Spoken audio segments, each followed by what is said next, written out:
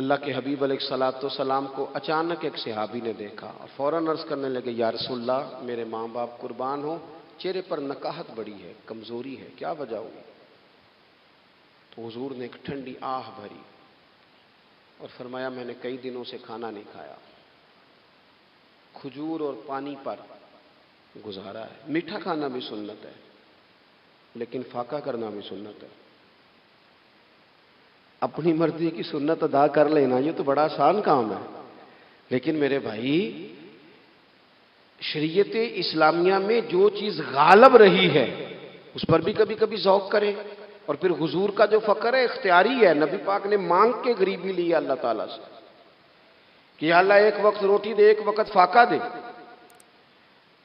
تو نبی کریم علیہ السلام نے فرمایا کہ میں نے کھانا نہیں کھایا، کھجور پانی پہ گزارا ہے کئی دنوں سے۔ اب اس صحابی کو حکم تو دین کا یہی ہے نا کہ اگر گھر میں کچھ ہے تو لے آؤ، ورنہ شریعت پابند تو نہیں کرتی۔ تو وہ پہلے اپنے گھر گئے، جا کے پوچھا کوئی چیز ہے؟ گھر والوں نے کہا کوئی نہیں۔ پھر وہ پڑوسیوں کے گھر میں گئے، کوئی کھانے کی چیز ہے؟ کوئی نہیں۔ رشتہ داروں سے، محلے داروں سے پوچھا، کوئی نہیں۔ چپ کر کے نہیں بیٹھے، ایک یہودی کے باغ میں گئے، کہنے لگے یار کوئی مزدوری مل جائے گی؟ وہ سجنا یار منون دی خاطر اساں کی پیش وٹائے، کوئی مزدوری ملے گی؟ اس نے کہا گرمی بڑی سخت ہے، پانی کنویں کا نیچے چلا گیا ہے، ایک ڈول پانی کا اگر نکال سکتے ہو تو ایک کھجور دوں گا۔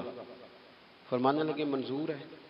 کہتے میں نے اپنے کندھے سے چادر اتار کے بچھا لی، ایک ڈول پانی کا نکالتا، ایک کھجور ملتی، وہ میں اس کپڑے میں ڈالتا جاتا، چادر میں ڈالتا جاتا۔ جب ذرا میری چادر بھر گئی کھجوروں سے، میں نے اسے سمیٹا، لے جا کے حضور کی بارگاہ میں پیش کیا۔ محبوب وہیں بیٹھے تھے۔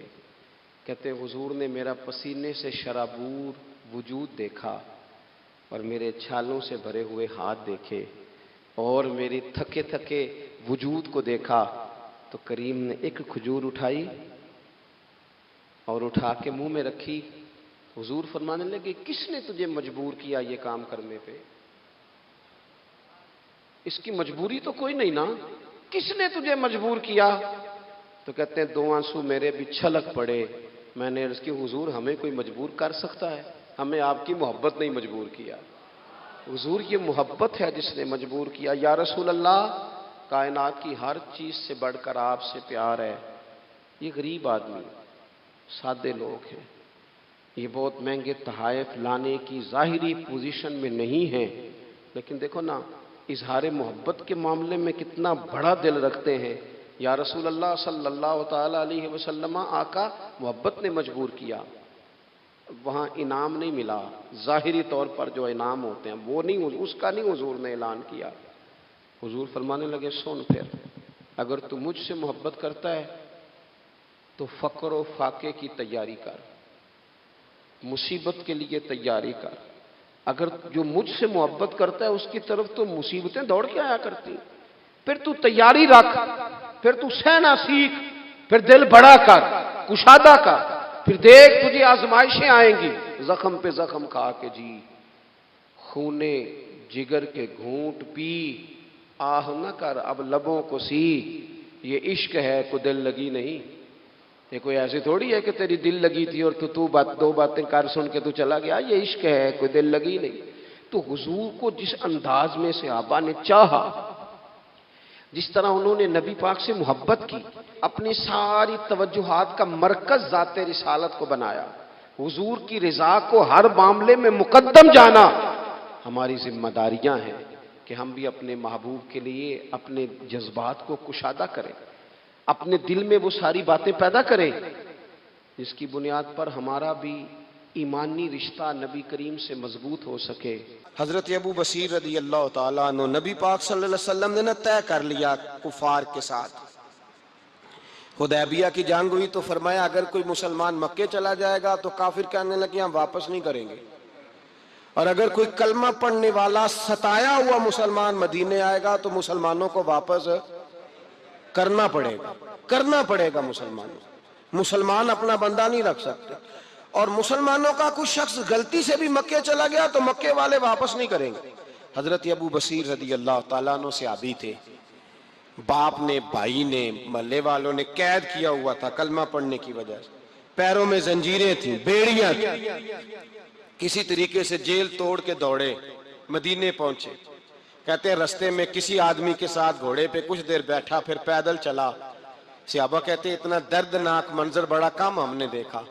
ابو بصیر جس گلی سے گزرتے وہاں خون پھیل جاتا، ان کی ٹانگیں خون سے کٹتی، وہ زنجیریں بندھی ہوئی، در رسول پہ حضور میں بھاگ کے آیا ہوں۔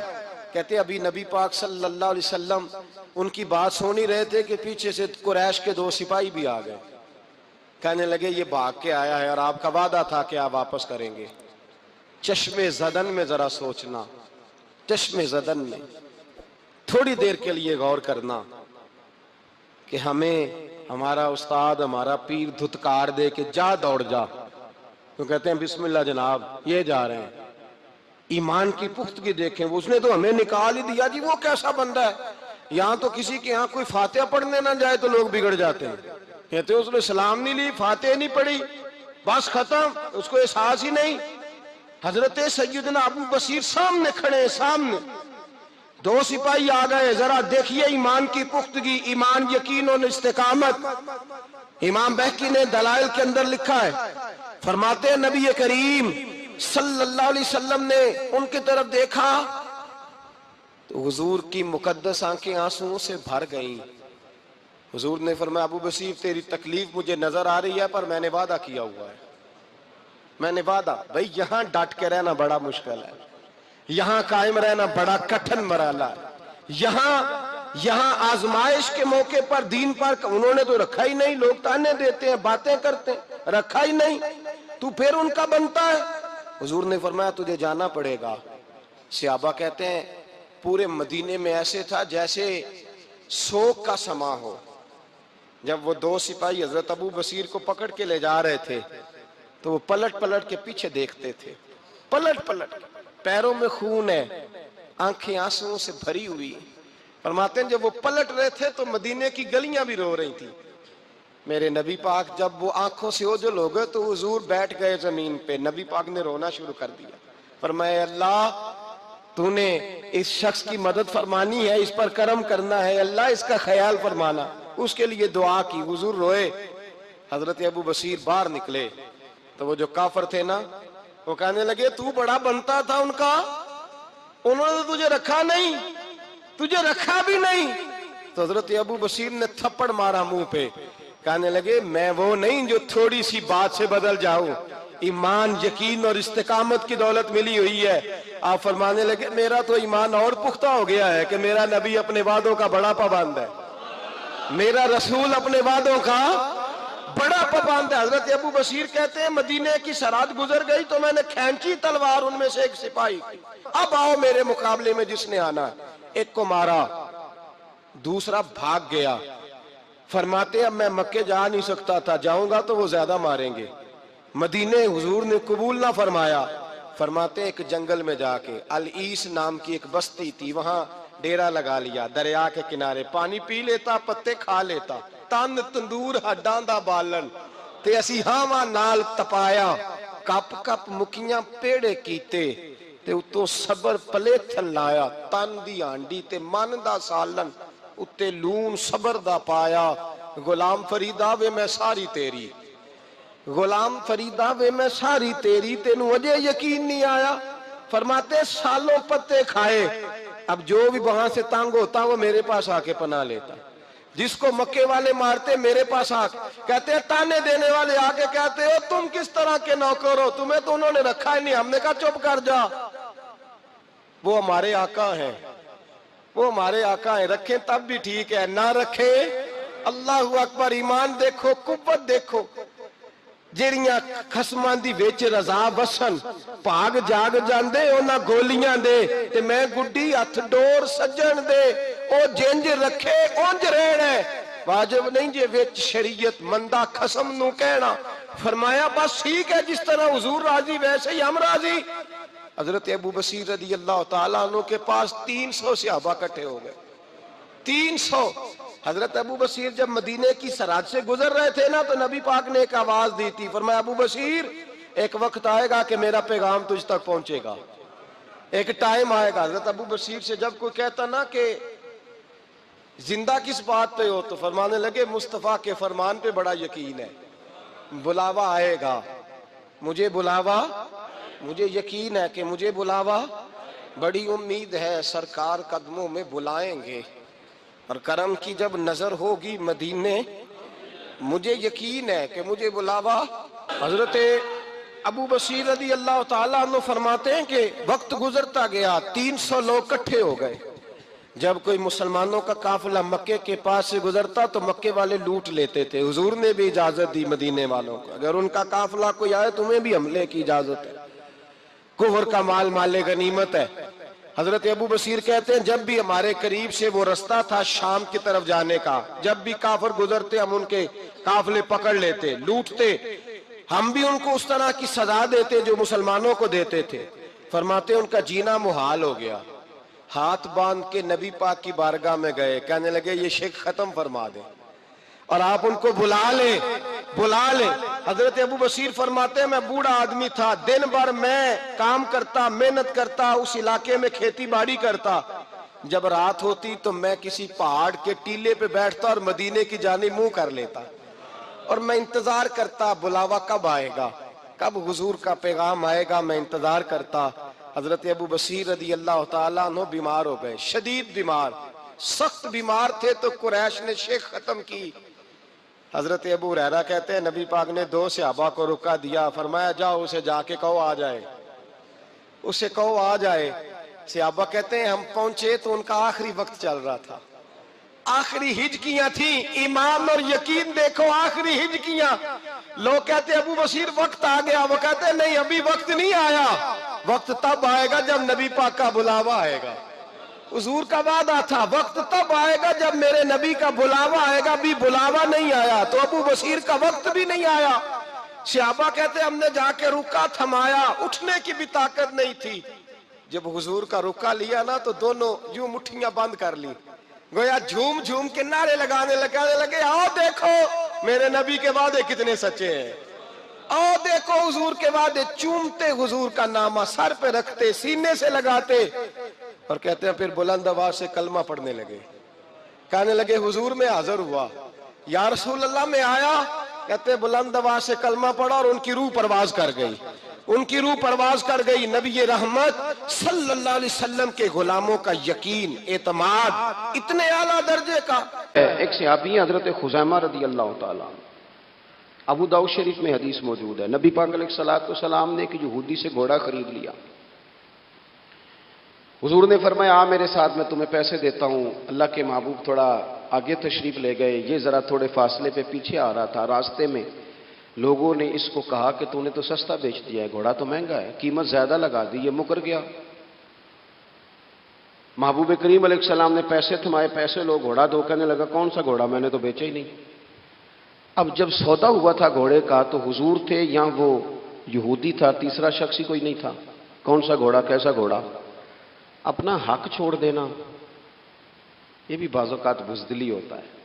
نبی کریم علیہ السلام نے فرمایا بھائی تو کیسے مکر سکتا ہے جب تیرا میرا سودا طے ہوا ہے، جب ایک مخصوص رقم پر تو نے اسے بیچ دیا ہے تو مکر کیسے سکتا ہے، تو پیسے لے اور گھوڑا دے۔ اب جب تھوڑی سی بات تکرار میں آئی تو کچھ لوگ وہاں جمع ہو گئے، مسلمان، یہودی اور بھی کئی لوگ۔ وہ یہودی کہنے لگا جی آپ اس طرح کریں، ایک گواہ دے دے، میں زیادہ نہیں مانگتا، ایک دے دے، ایک بندہ کہہ دے کہ یہ گھوڑا میں نے بیچا ہے اور آپ نے خریدا ہے تو میں آپ کے حوالے کر دوں گا۔ وہاں بندہ کوئی دوسرا موجود ہی نہیں تھا تو گواہ کسے پیش کیا جائے۔ حضرت خزیمہ رضی اللہ تعالیٰ عنہ نبی کریم کے صحابی ہیں، فوراً بولے، وہ بھی لوگوں کی باتیں سن کے وہاں آئے تھے، فوراً بولے، کہنے لگے یا رسول اللہ میں دیتا ہوں گواہی۔ دوڑ کے آگے آئے، کہنے لگے جی میں گواہی دیتا ہوں کہ آپ نے گھوڑا خریدا ہے، یہودی نے بیچا ہے۔ اب اس نے کہا تھا ایک بندہ کہہ دے تو میں دے دوں گا۔ اس کی شرط پوری ہو گئی، حضور نے پیسے اس کے ہاتھ میں دیے، اس نے گھوڑا محبوب کے دستے مبارک میں لگام تھمائی، حضور تشریف لے گئے، غلام کو دیا، گھوڑا گھر چلا گیا۔ نبی کریم نے حضرت خزیمہ سے کہا خزیمہ ایک بات تو بتا، تو تھا ہی نہیں اور تو نے بن دیکھے گواہی کیسے دے دی؟ تو حضرت خزیمہ رضی اللہ تعالیٰ عنہ کہنے لگے یا رسول اللہ یہ تو زمین کی خبر ہے نا، میں نے تو آسمان کی چیزیں بھی نہیں دیکھی، آپ نے کہا ہے تو میں مان گیا ہوں۔ تو میں تو آسمانی خبریں مان گیا، میں تو جنت آپ کے کہنے پہ مان گیا، میں تو دوزخ آپ کے کہنے پہ مان گیا، میں تو فرشتے آپ کے کہنے پہ مان گیا، میں تو قیامت کی ساری باتیں آپ کے کہنے پہ مان گیا۔ وہ بتا رہے ہیں، گویا وہ سمجھا رہے ہیں، یا رسول اللہ میں نے تو رب بھی نہیں دیکھا، تو آپ کے کہنے پر مان گیا۔ اور جب اتنی ساری چیزیں آپ کے کہنے پہ مان گیا ہوں تو گھوڑا تو چیز ہی کوئی نہیں۔ اب دیکھیں حضور کا تبصرہ یہاں کیا ہے۔ انہوں نے ایمان کا مرکز و محور ذات مصطفیٰ کو سمجھا، ان کو سمجھ آئی کہ کل کائنات حضور کی ذات ہے۔ اب حضور سید عالم علیہ السلام نے اس بات کو سن کر اعلان کیا فرمایا؟ حضور فرمانے لگے، لوگوں جہاں بھی شرعی گواہی کی ضرورت ہو نہ دو گواہ چاہیے ہوتے ہیں، لیکن جہاں میرا یہ خزیمہ موجود ہو، ایک کی گواہی دو کے برابر شمار کی جائے گی۔ اتنا بڑا اعزاز، نظریاتی طور پر اتنی زیادہ پختگی، جب تک اپنے ایمان کا مرکز اور محور ذات مصطفیٰ کو نہیں سمجھا جاتا۔ ایک اور بھی بات عرض کروں، کئی کام ہوتے ہیں، وہ کام تو ہوتے ہیں پر خشک بڑے ہوتے ہیں۔ کچھ ڈیوٹیاں تو ہوتی ہیں لیکن وہ ڈیوٹیاں تھکا بڑا دیتی ہیں۔ کچھ سفر تو ہوتے ہیں پر وہ سفر پورے وجود کو توڑ پھوڑ کے رکھ دیتے ہیں۔ لیکن کچھ کام ایسے ہوتے ہیں جو بندہ بڑے ذوق سے کرتا ہے۔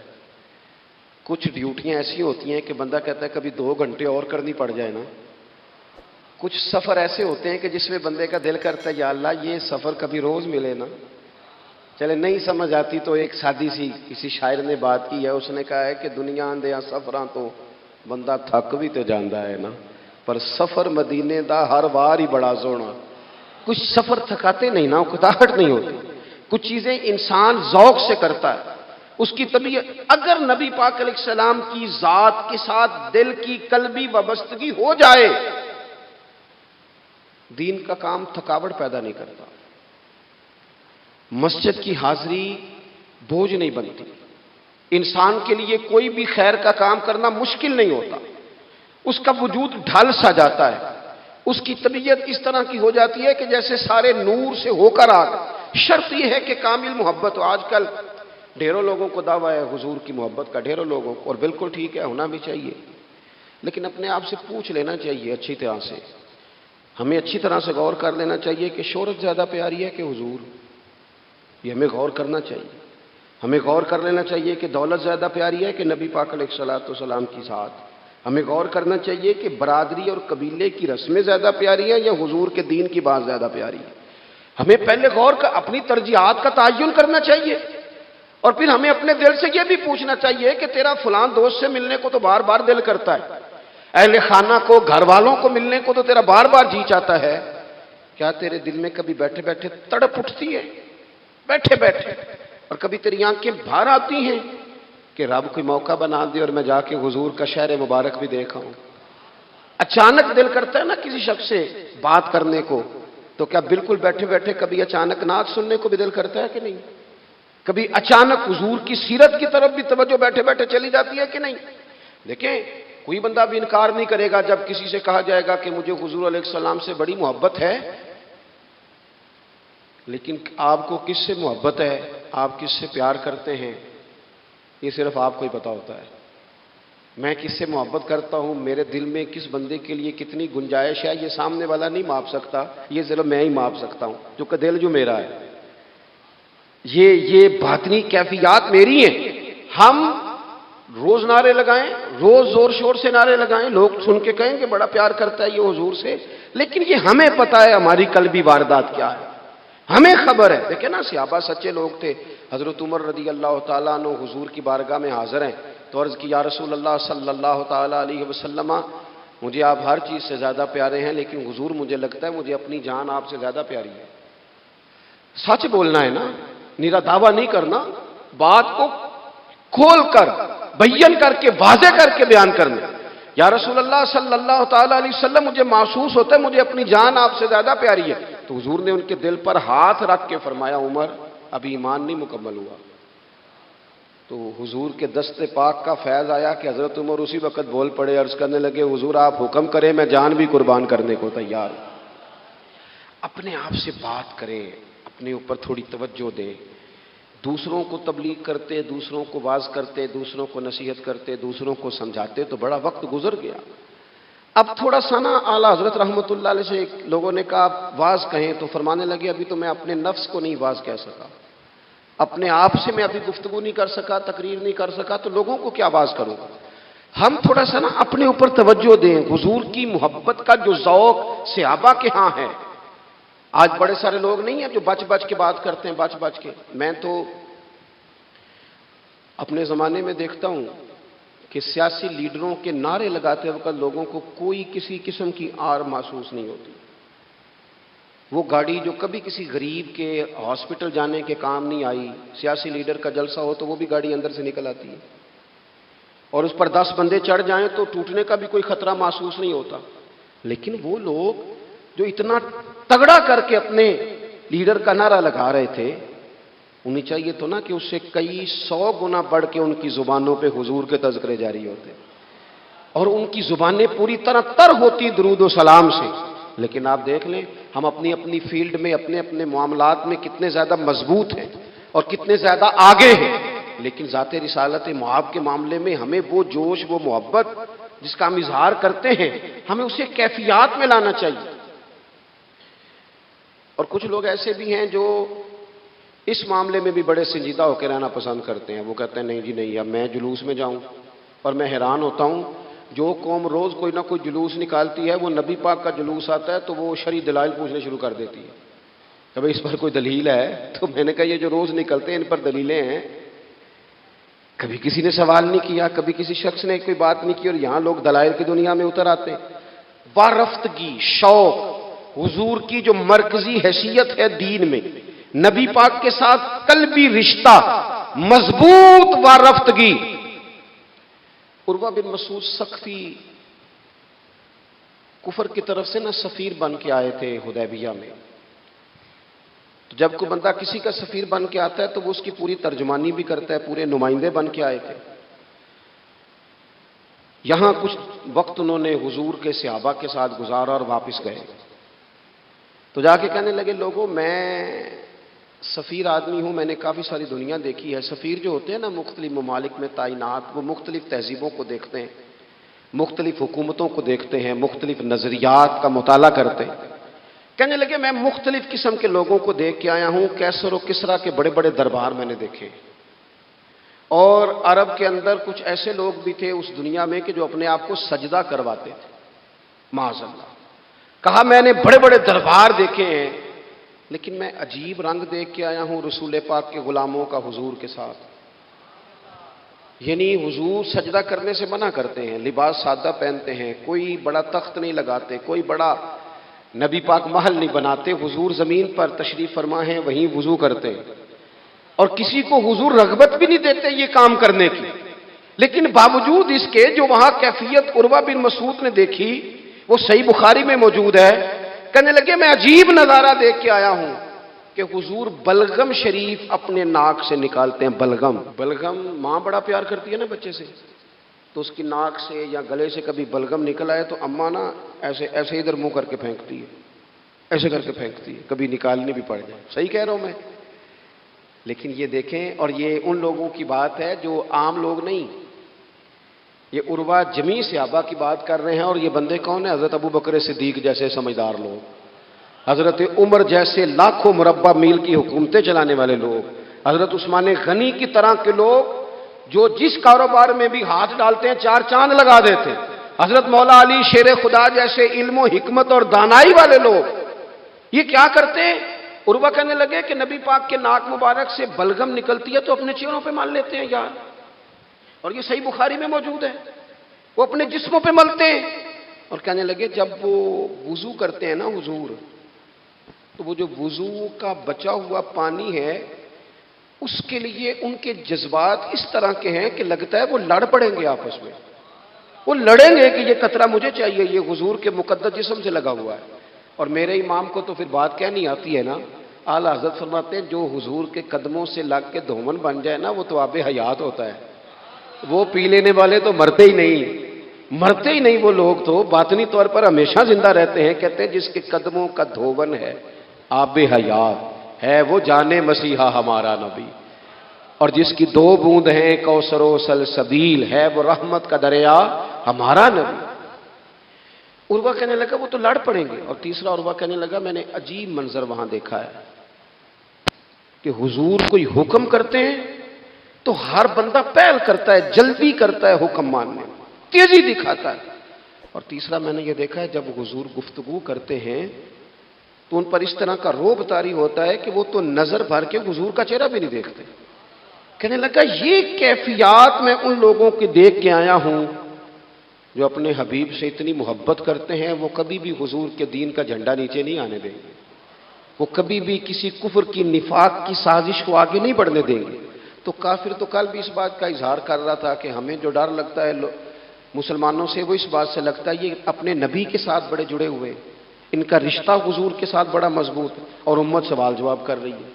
امت ترازو لے کے بیٹھی ہے کہ اتنا علم تھا معاذ اللہ اور اتنا نہیں تھا، یہ کر سکتے تھے اور یہ نہیں کر سکتے، ان کو یہ کہنا چاہیے اور یہ نہیں کہنا چاہیے۔ بھئی یہ تو ہمارے بزرگ پرانا فیصلہ کر گئے، وہ کہتے ہیں بعد از خدا بزرگ توئی قصہ مختصر، اور حضور رب کے بعد سب سے بڑے ہیں، یہی مختصر قصہ ہے۔ تو حضور سید عالم کے ساتھ جو قلبی وابستگی ہے، نبی کریم علیہ السلام نا مدینہ شریف میں جب ہجرت کر کے تشریف لے گئے تھے تو حضرت ابو ایوب انصاری رضی اللہ تعالیٰ عنہ کے گھر میں حضور نے قیام فرمایا تھا۔ ہمارے پاس بہت ساری چیزیں ایسی ہوتی ہیں جن کی طلب بڑی ہوتی ہے، لیکن جب وہ حاصل ہو جاتی ہیں پھر ان کی طلب نہیں رہتی۔ ایک چیز آپ کے پاس ہمیشہ رہنے لگ جاتی ہے، پھر اس کے ادب آداب زیادہ نہیں رہتے۔ یہ ایک مزاج ہے عام آدمی۔ چلے میں اپنی بات بتاتا ہوں آپ کو۔ عام آدمی جو ہوتا ہے نا وہ قرآن شریف کے غلاف کو بھی چومتا ہے، پھر قرآن پاک کو بھی چومتا ہے، پھر وہ بڑے احترام سے کھول کے رکھتا ہے۔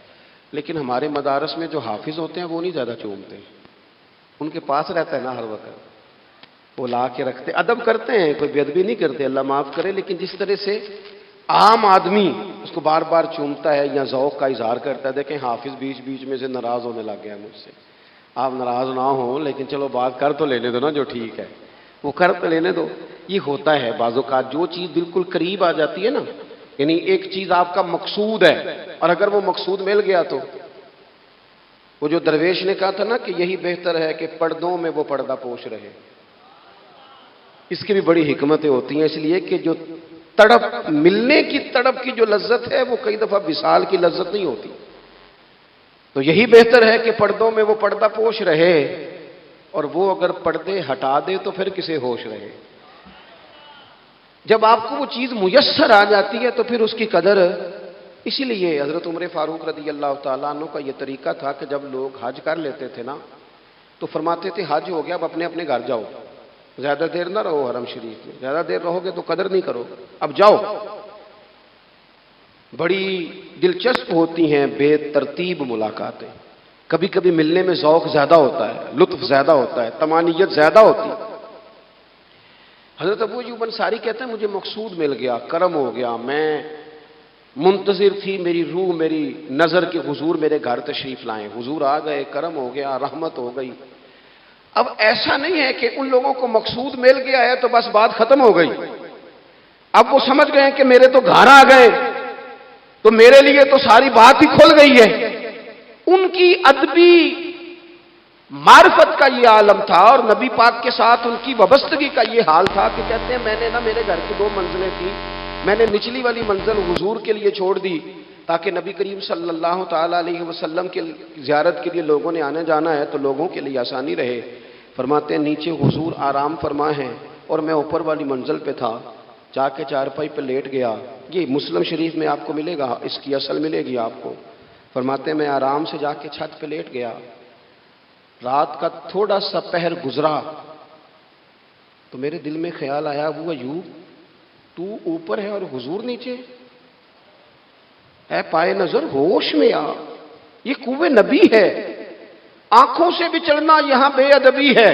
اور امام فرماتے ہیں حرم کی زمین اور قدم رکھ کے چلنا، ارے سر کا موقع ہے او جانے والے، کہا حضور نیچے۔ فرماتے ہیں ساری رات میں ایک دیوار کے ساتھ پیچھے ہو کے بیٹھا رہا، ساری رات یہ سوچتا تھا کہیں میں وہاں نہ چل دوں جہاں حضور آرام فرما ہو، میرے قدم نہ آ جائیں۔ میں تڑپتا رہا. مقصود پاس آ گیا ہے, وہ چیز حاصل ہو گئی ہے, لیکن اس کی تڑپ میں اضافہ ہوا ہے, احترام بڑا ہے. یعنی اب سوچ رہے ہیں کہ میں ان کا ادب کیسے کروں, ان سے محبت کیسے کروں, کس اعزاز سے انہیں بٹھاؤں. فرماتے ہیں کہ تڑپ کے میں صبح حاضر بارگاہ ہوا. میں نے کہا یا رسول اللہ کریم کرم ہو جائے, میری تو بساط ہی نہیں, میں چھت پہ کیسے گزارا کروں گا. تو حضور فرمانے لگے میرے پاس تو لوگوں نے آنے جانا ہے, میں تو نیچے ذرا آسانی محسوس کرتا ہوں, یہی ٹھیک. یا رسول اللہ آپ کی بات ٹھیک ہے, پر کریم اگر کرم ہو جائے نا تو مہربانی ہوگی. اللہ کے رسول نے جب نظر مبارک اٹھا کے حضرت ابو ایوب انصاری کا چہرہ دیکھا نا, خیال آیا مسلمان نیک و بد پہچان جاتے ہیں اور محمد تو آدمی کے دل کی باتیں جان جاتے ہیں صلی اللہ تعالی علیہ وسلم. حضور نے جب نظر فرمائی اور ان کی آنکھوں میں چمکتے ہوئے آنسو دیکھے تو حضور فرمانے لگے میں سمجھ گیا ہوں تو نہ اوپر رہ پائے گا نہ سو پائے گا, تو بچے لے کے نیچے آ جا, میں ہی اوپر چلا جاتا ہوں. صحابہ کی وہ جو خاص قلبی کیفیات ہے رسول پاک کے ساتھ. میرے سنگیوں دیکھو, میلاد شریف کا جو جھنڈا ہے وہ بھی میلاد شریف کا ہی ہے, وہ میلاد کا جھنڈا. ایسا نہ ہو کہ میلاد کا جھنڈا کسی گلی میں پڑا ہوا نظر آئے, میلاد پہ چھپنے والا اشتہار پوسٹر کسی جگہ گرا ہوا نظر آئے. یہ جو لنگر شریف ہے نا, تبرک کے چاول, یہ حضور کے میلاد سے وابستہ ہیں, یہ گلیوں میں بکھرے ہوئے نظر نہ آئے. اس طرح کی کیفیات نہ ہو کہ محسوس ہو کہ جناب یہ تو احترام والے لوگ ہیں, یہ لوگ تو حضور کی محبت کی بات کرتے ہیں. محبوب کی نسبتوں کا احترام بھی محبت ہی کا ایک پہلو ہوتا ہے, خاص بارفتگی نبی پاک کی ذات کے ساتھ خاص. اور پھر ان لوگوں نے نا ان چیزوں کو بھی چھیڑا جن کی شریعت میں گنجائش تھی. شریعت کے دو حکم ہیں, ایک عزیمت ہے ایک رخصت ہے.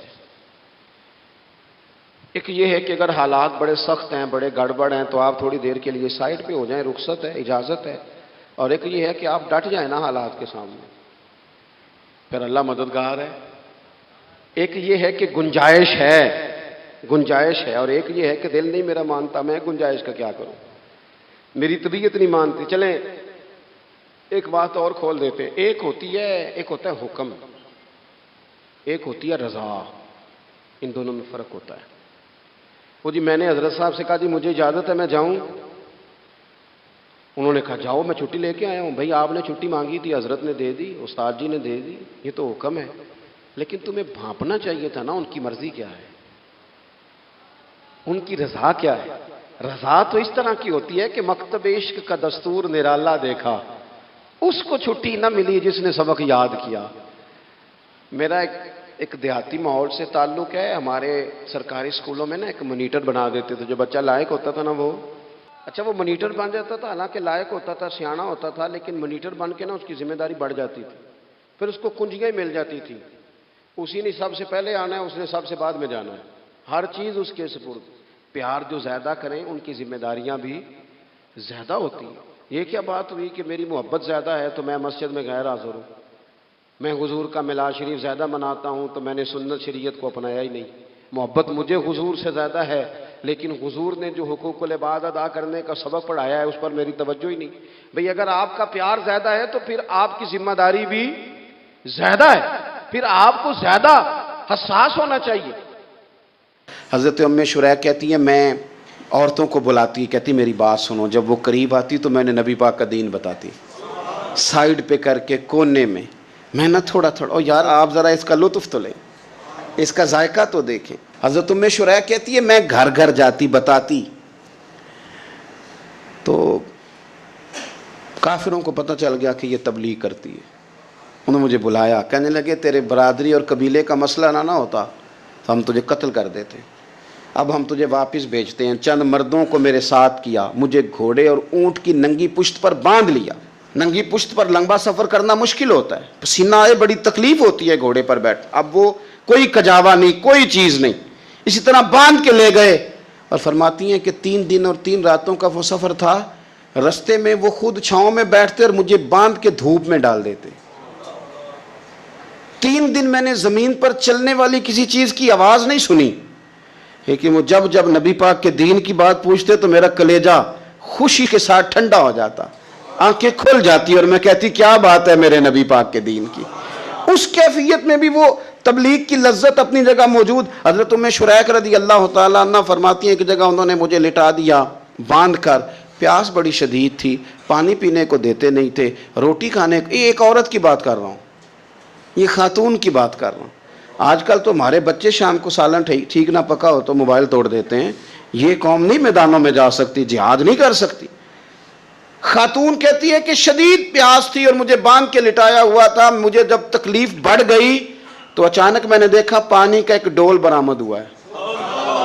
میں نے اسے تھوڑا سا پی لیا, پر طلب ابھی باقی تھی. وہ پھر آ گیا برتن, میں نے پھر پیا. طلب ابھی باقی تھی, پھر برتن آ گیا. امام ابو نعیم نے اس کو لکھا ہے حلیۃ الاولیاء میں, فرماتے ہیں تیسری دفعہ وہ پھر بھرا ہوا ڈول پورے کا پورا آ گیا. اب میں نے پیا بھی, اپنے کپڑوں پہ بھی چھڑکا.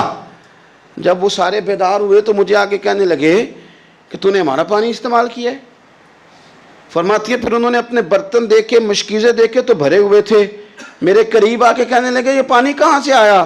تو میں نے کہا تم ابھی میرا عقیدہ نہیں سمجھے, یہ میرے رب نے مجھے دیا ہے, میرے رب نے مجھے دیا. فرماتی ہے مجھے باندھ کے لے جا رہے تھے, پر جب میری بات سنی نا تو بول کے کہنے لگے ہمیں سمجھ آ گئی ہے تیرا دین ہمارے دین سے بہتر ہے, تیرا عقیدہ ہمارے عقیدے سے بہتر ہے. اور ایک روایت میں یوں بھی ہے کہ وہ باندھ کے لے جا رہے تھے, پر یہ کمال دیکھا تو کلمہ پڑھ کے مدینے والے کے غلام بن گئے.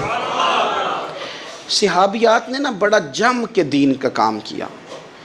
عقیدہ, پھر تبلیغ, پھر میدان جہاد.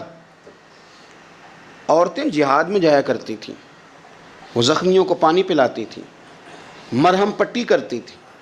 پہلے اپنے جسم کے ساتھ بڑی بڑی پٹیاں لپیٹ کے لے جاتی, جہاں کسی زخمی کو ضرورت ہوتی وہ پٹیاں کرتی. اور اعصابی طور پر مضبوط رہ کے میدان کے اندر جہاد وہ بندہ کرتا ہے جو یقین کامل کی دولت جسے نصیب ہو, جسے پتہ ہو کہ یہ میں مروں گا تو میرا مرنا رائے گا نہیں, اللہ مجھے شہادت کا درجہ عطا فرمائے گا. لیکن اگر یہیں سے بندہ اپنے آپ کو مطمئن نہ کر سکے تو میدان میں جائے گا. یقین کامل ہو, اگر ہو یقین کامل پیدا تو پھر کٹ جاتی ہیں زنجیریں, پھر انسان آگے مضبوطی سے آگے بڑھتا ہے. نبی پاک صلی اللہ علیہ وسلم جب جہاد کے لیے تشریف لے جاتے نا تو عورتوں پر کسی نہ کسی شخص کو نمائندہ بنا کے چھوڑ کے جاتے تھے. ایک دفعہ مولا علی شیر خدا کو بھی چھوڑ کے گئے, حضرت عبداللہ ابن مختوم رضی اللہ تعالیٰ عنہ کو بھی ایک دفعہ چھوڑ کے گئے. ایک موقع پر نا حضور نے عورتوں کو ایک جگہ پہ چھوڑا پیچھے, تو وہ قلعہ تھا حضرت حسان بن ثابت رضی اللہ تعالیٰ عنہ, بڑا مضبوط قلعہ تھا. اس قلعے کے اندر خواتین ساری محفوظ کر کے ان کو وہاں بٹھا دیا گیا. حضور جہاد کے لیے چلے گئے. اب وہاں قلعے میں عورتوں کو اس لیے رکھا گیا تھا کہ یہاں یہودی بھی ہیں, تو ایسا نہ ہو کہ ہم باہر لڑیں تو وہ اندر سے کوئی شرارت کر دیں, لہٰذا عورتیں محفوظ رہیں. حضرت حسان بن ثابت رضی اللہ تعالیٰ عنہ کی ڈیوٹی تھی تلوار لے کے حفاظت کرنے کی, تو ایک یہودی آ گیا. وہ اب ٹو کرنے لگا, تجسس کرنے لگا کہ یہاں عورتیں ہیں تو کوئی مرد بھی ہے کہ نہیں, دائیں بائیں دیکھنے لگا. حضرت صفیہ رضی اللہ تعالیٰ عنہ نے توجہ کی اور جناب حسان بن ثابت سے کہنے لے 1 منٹ لگا اس کی گردن مار دے, ایسا نہ ہو کہ یہ جا کے بتا دے, گردن اڑا دے. حضرت حسان بن ثابت ذرا تھوڑی کوشش کرنے لگے, ارادہ کرنے لگے, آگے بڑھنے لگے, تو ابھی وہ تیاری میں ہی تھے تو حضرت صفیہ رضی اللہ تعالیٰ عنہ خود نکلی پیچھے سے ہو کے, ذرا سا ایک ستون کے پیچھے چھپی, ہاتھ میں بڑا سا ڈنڈا پکڑا. وہ آپ کے قریب سے گزرنے لگا تو یہ خاتون کی بات کر رہا ہوں, خاتون کی. کسی مرد کی ضرورت ہے عورت کو تنگ کر جائے؟ شرط یہ ہے کہ عورت کے اندر بھی تو غیرت ایمانی ہونا, اس کے اندر بھی تو وہ قوت ہونا. ایسا نہ ہو کہ وہ کمزور پڑ جائے. ہاتھ کے اندر ڈنڈا تھا, جب وہ یہودی پاس سے گزرنے لگا تو اللہ اکبر کہہ کے بی بی نے اتنے زور سے مارا ڈنڈا, حضور کی پھپھو نے ایک ہی ڈنڈا کھایا اور وہ زمین پہ ڈھیر ہو گیا. حضرت صفیہ نکلی اور جناب حسان بن ثابت سے کہنے لگی مجھے آتی ہے شرم, کیونکہ جب کسی کو مار دیا جائے تو اس کا مال مال غنیمت ہے نا کافر کا, اب اس کی زرہ اتارنی ہے, اس کی تلوار لینی ہے. فرمایا مجھے شرم آتی ہے, وہ مرد ہے, اس طرح کرو مار میں نے دیا, سامان تم اتار کے لے آؤ. یہ قوت تھی مسلمان عورتوں کے اندر, یہ شوق تھا, یہ جذبہ تھا. ہمارے ہاں نا اور روز روز کی کمزوریاں، عورتوں کا روز آنسو بہانا اور جہاں بھی سنانا دھوکھی سنانا، اس نے انہیں کمزور کر دیا ہے۔ آپ کے ذہن پہ چیزیں سوار ہو جاتی ہیں نا، تو یہ جو مرد زیادہ رہتے ہیں نا عورتوں کے ساتھ، زیادہ وقت گزارتے ہیں، زیادہ داستانیں سنتے ہیں، ان میں وہ ساری چیزیں پیدا ہو جاتی ہیں۔ آپ نے ناراض نہیں ہونا، میں دعوے سے کہتا ہوں کہ جو جوان اپنی اماں کے اور ابا کے شکوے کرنے لگ جاتا ہے نا، اس نے 1.5 گھنٹہ باتیں سنی ہیں بیوی کی، ایسے مفت میں نہیں شکوے کر رہا، اس نے ہلکا ہلکا کہیں جی بھی کیا ہے، تو تب یہ ساری کہانیوں نے جنم لیا۔ آپ جس کی صحبت میں بیٹھیں گے اس کا کچھ نہ کچھ اثر ہے، بلکہ عارف رومی تو کہتے ہیں کہ شیر کے بچے کو بکریوں میں چھوڑ دو، بکری بن جائے گا۔ شیر کے بچے کو بکریوں میں چھوڑو، وہ بکری ہے، اس لیے کہ شیروں کی صحبت بندے کو شیر بناتی ہے۔ تو جب بیٹھنا ہی نہیں ہے، باتیں ہی سارا دن یہ والی سننی ہے، ہر وقت رہنا ہی اسی داستان میں، پھر کمزور باتیں، پھر اپنے ماضی کے دکھ، پھر پتہ نہیں کیا۔ آپ نے ناراض نہیں ہونا، میں بعض جوانوں کی باتیں سن کے میرا دل کرتا ہے کہ اسے کہوں یار تو کیا بات کر رہا ہے، اپنا قد دیکھ، تو اپنی عمر دیکھ، رب نے تجھے مرد بنایا ہے، تو کمال آدمی ہے، تو کھڑا ہو۔ اگر اس طرح امت مسلمہ کے نوجوان رہیں گے تو میدانوں میں کس نے نکلنا ہے؟ بات بات پہ رو جانا، بات بات پہ سہم جانا، حالات کے سہمے ہوئے لوگوں کو بتا دو حالات بدل جاتے ہیں، ایک جیسے نہیں رہتے۔ آپ کی طبیعت میں دلیری اور وقار ہونا چاہیے۔ حضرت اسماء بنت ابی بکر صدیق، حضرت صدیق اکبر رضی اللہ تعالی عنہ کی وہ صاحبزادیاں ہیں جو حضرت عائشہ کی بڑی ہمشیرہ ہیں۔ رات کو غار ثور میں مرد جاتے ڈرتے ہیں، آج بھی ڈرتے ہیں، اور جناب اسماء نبی پاک کی روٹی لے کے جایا کرتی تھی۔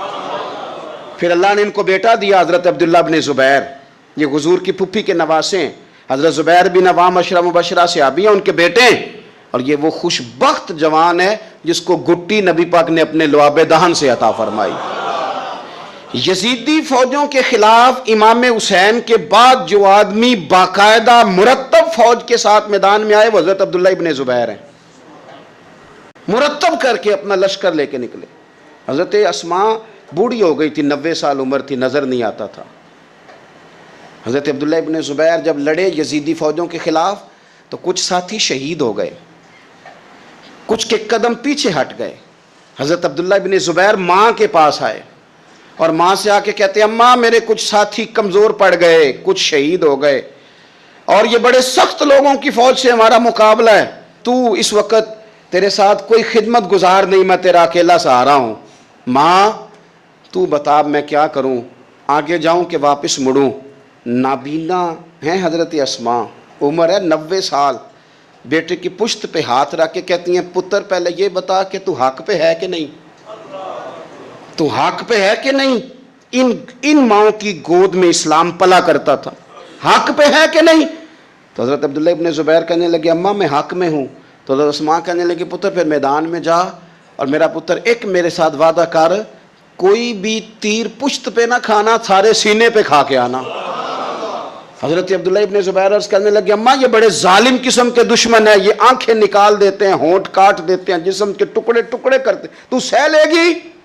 کیا جواب ہے، کیا طاقت ہے، کیا ہمت ہے۔ حضرت اسماء فرمانے لگی پتر بکرے کو نہ صرف ذبح ہوتے وقت تکلیف ہوتی ہے، کھال اترتے وقت کوئی تکلیف نہیں ہوتی، جا میرا بیٹا میدان میں۔ حضرت عبداللہ ابن زبیر شہید کر دیے گئے، ان کی لاش مبارک مکہ مکرمہ کے چوک میں جنت المعلیٰ کے پاس لٹکا دی گئی۔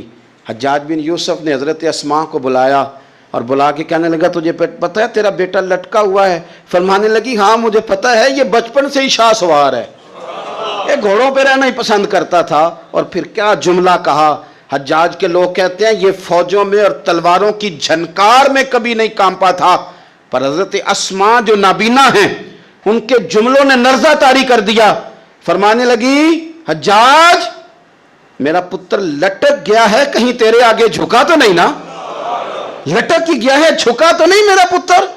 14 دن تک لٹکے رہے، لاش مبارک لٹکی رہی، لیکن حضور کا لعاب دہن تھا نا، لوگ کہتے ہیں قریب سے گزرتے تھے تو دور دور تک خوشبوئیں پھیلی ہوئی، دور دور تک۔ مائیں ایک صحابیہ ہے، نام ہے ام عمارہ، جنگ احد میں زخمیوں کو پانی پلاتی، اپنے 2 بیٹے اپنا شوہر لے کے احد میں آئیں، زخمیوں کو پانی پلاتی ہیں، مرہم پٹی کرتی ہیں۔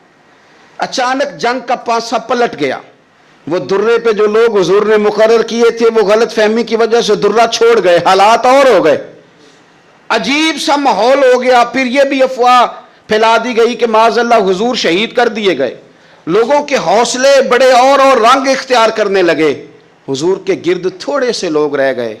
او میرے بھائیوں، او ملت کی بیٹیوں بہنوں، یہ ہے تمہارا انداز دین کی خدمت میں، یہ خواتین کا انداز ہوتا ہے۔ حضرت ام عمارہ پہلے زخمیوں کی مرہم پٹی کرتی تھی، اب سارا کچھ پھینک دیا، تلوار لی اور جا کے نا حضور کے گرد کھڑی ہو گئی، کہنے لگی آئے نا کون آتا ہے میرے کریم کے پاس، آ کے دکھائے نا کوئی، اساں کیتی ہے جان حوالے رب دے، ایسا عشق کمایا ہے اسی مرن تو اگے ہی مر گیا باہو، اساں تا مطلب نو پایا ہے، آ کے کھڑی ہو گئی۔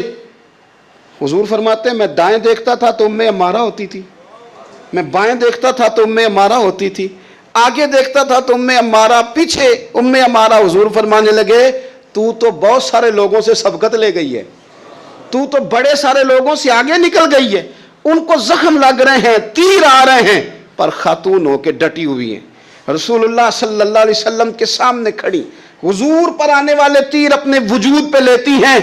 او میرے عزیز، رسول پاک علیہ السلام نے فرمایا تجھے رب نے بڑا حوصلہ دیا ہے، اتنا گہرا زخم بازو میں آیا کہ غار بن گئی، غار۔ اللہ کے پیارے محبوب نے نظر کرم فرمائی، حضور نے فرمایا کچھ مانگ لے، کہنے لگی سونیا اگر میری خدمت قبول ہے تو دعا کر دیں اللہ قیامت کے دن بھی آپ سے دور نہ کرے، رب دور نہ کرے۔ حضور نے دعا کر دی، اے اللہ اس کو اور اس کے خاندان کو قیامت میں بھی میری رفاقت دینا۔ حضور کی دعا سنی تو باہر نکلی، فرمانے لگی لوگوں لو پھر میں نے اپنا مقصد پا لیا ہے، میں کامیاب ہو گئی ہوں، اب دنیا کی کوئی مصیبت بھی میرے اوپر آئے تو مجھے کوئی پرواہ نہیں، اس لیے کہ مدینے والے نے یہاں بھی کرم فرما دیا ہے وہاں بھی کرم فرما دیا ہے۔ یہ طاقتیں تھیں ان خواتین کے۔ ایک تابعی بزرگ تھے حضرت ابو عبد الرحمن فروغ، صاحب تاریخ بغداد نے لکھا ہے وہ جہاد پہ چلے گئے، 30,000 دینار اپنی بیوی کو جاتے دفعہ دے گئے، کہنے لگے لو پاس رکھ لو، اور بیٹا بھی ماں کی گود میں ہی تھا، کچھ نے لکھا پیدا ہو چکے تھے، کچھ کا کہنا ہے کہ ان کے جانے کے 1-2 ماہ بعد بیٹے کی ولادت ہوئی، اور بیٹے کا نام کیا ہے ربیعہ بن ابو عبد الرحمن، اور یہ بیٹے وہ ہیں جو حضرت امام مالک جیسے لوگوں کے استاد ہیں، حضرت حسن بصری جیسے لوگوں نے ان سے پڑھا، خود جہاد پہ چلے گئے۔ آج تو فوجیوں کی نوکری ہے نا جی، ان کا یہ نظام ہے کہ وہ جاتے ہیں انہیں تنخواہ ملتی ہے، چھٹی پہ آتے ہیں۔ اس زمانے میں یہ تھا کہ مال غنیمت سے حصہ ملتا تھا، اور فتوحات کا یہ طریقہ تھا کہ یہ علاقہ فتح ہوا تو آگے چلے گئے، وہ فتح ہوا تو آگے چلے گئے، وہ فتح ہوا تو آگے چلے گئے، کسی نے لوٹنا ہے تو پابندی نہیں تھی، لوٹ سکتا ہے۔ کچھ لوگ جہاد میں ہی رہتے تھے۔ حضرت ابو عبد الرحمن فروغ 27 سال جہاد میں رہے، 27 سال۔ یہاں تو خاوند باہر ہو تو بہت ساری عورتیں کہہ دیتی ہیں کہ تیرے ابے نے تو صرف پیسے کمائے ہیں، مصیبتیں تو ساری میں نے دیکھی ہیں۔ معاذ اللہ بعض جگہ، سب نہیں لیکن بعض جگہ کہہ دیتی ہیں کہ وقت تے سارے میں کیتے۔ 27 سال شوہر چلا گیا، واپس ہی نہیں آیا، 30,000 دینار دے کے چلے گئے۔ 27 سال کے بعد خیال آیا گھر کا، اب بیٹا محدث بن گیا، عالم بن گیا، اور کمال یہ کہ رہتے کہاں تھے؟ حضور کے مدینے میں، مدینہ النبی میں، مدینہ منورہ میں صلی اللہ تعالی علیہ وسلم۔ اور ان کے صاحبزادے حضرت ربیعہ یہ مسجد نبی میں، حضور کی مسجد میں بیٹھ کے نبی پاک کی حدیث پڑھایا کرتے تھے۔ آئے گھر، دروازے پہ دستک دی، صاحبزادے نے دروازہ کھولا، نہ باپ بیٹے کو پہچانتا ہے نہ بیٹا باپ کو۔ جناب ابو عبد الرحمن اندر داخل ہونے لگے تو صاحبزادے نے کہا بوڑھے میاں میرے گھر میں بغیر اجازت کے کیوں داخل ہو رہے ہیں؟ تو وہ کہنے لگے تو بتا تو نے میرے گھر پہ قبضہ کیوں کر رکھا ہے؟ اب جب بات زیادہ بڑھ گئی تو دونوں جانب سے لوگ جمع ہو گئے، شور اٹھا تو اندر سے والدہ نے سنا، پردہ سرکا کے دیکھا کہ میرے شوہر آ گئے 27 سال کے بعد، 27 سال کے بعد۔ تو آپ اپنے صاحبزادے سے کہنے لگی بیٹا ان کو اندر آنے جو تمہارے والد ہیں۔ بڑا روئے باپ بیٹا، بڑا روئے۔ ماں اور بیٹے کی محبت کا بھی اندازہ نہیں، پر قرآن پاک پڑھے نا تو 2 مثالیں باپ اور بیٹے کے پیار کی بھی ملتی ہیں۔ ایک حضرت یعقوب علیہ السلام کا جناب یوسف سے پیار، اور ایک حضرت ابراہیم کا حضرت اسماعیل سے پیار، اور جناب اسماعیل کی جناب ابراہیم کی فرما برداری کی مثال، اس کا بھی جواب کوئی نہیں۔ باپ اتنا رو رہے ہیں اور بیٹے کی یاد میں، اس کا بھی اندازہ کوئی نہیں کر سکتا۔ باپ بیٹا مل کے بڑا روئے۔ عصر کی نماز کا وقت ہو گیا۔ حضرت ربیہ جو محدث ہیں وہ وضو کر کے مسجد شریف چلے گئے۔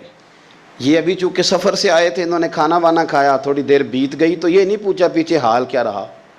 پوچھتے ہیں اپنی بیوی سے میرے 30,000 دینار کہاں ہیں؟ تو اہلیہ کہنے لگی مسجد جائیں نا، حضور کی مسجد میں عصر پڑھ کے آئیں، پھر میں بتاتی ہوں پیسے کہاں ہیں۔ حضرت ربیہ نے امامہ باندھا، جبہ پہنا، حضور کی مسجد میں بیٹھے اور حدیث پاک کا درس دے رہے ہیں۔ سامنے حضرت حسن بصری جیسے، امام مالک جیسے لوگ بیٹھے ہیں۔ حضرت ابو عبد الرحمن فروغ جو ان کے والد تھے، عصر کی نماز پڑھ کے نا تو پوچھتے ہیں ایک شخص سے، یہ کون ہے نوجوان کالی داڑھی والا؟ عمر زیادہ نہیں پر کس طرح شوق سے حضور کا دین بیان کر رہا ہے، کون ہے؟ تو بتانے والے نے کہا کہ حضور ایک نا ابو عبد الرحمن نام کے بزرگ ہیں، وہ 27 سال سے جہاد میں گئے ہوئے، یہ ان کا بیٹا ہے۔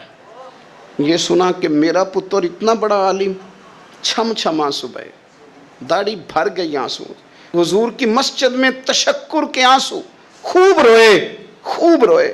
اٹھے گھر گئے اور جب آنسوؤں بھرا چہرہ لے کے گھر آئے تو اماں ساری بات ہی سمجھ گئی، کہنے لگی دیکھا ہے وہ بیٹے کو حدیث پڑھاتے، اب پتہ چلا میں نے آپ کے 30,000 دینار کہاں خرچ کیے، میں نے آپ کا پیسہ ضائع تو نہیں کیا۔ تو حضرت ابو عبد الرحمن فروغ فرمانے لگے رب تجھے صلہ دے اور میری طرف سے بھی دے، تو نے تو کمال کر دیا ہے۔ حدیث تیرا بیٹا پڑھا رہا تھا اور قد میرا اونچا ہوتا جا رہا تھا، سبق تیرا بیٹا دے رہا تھا اور یوں لگ رہا تھا کہ درجے میرے بلند ہو رہے ہیں۔ تو ماؤں نے کمال کیا، انقلاب کیا، بیٹیوں نے بہنوں نے دین کے لیے ہمیشہ اپنا کردار پیش کیا ہے۔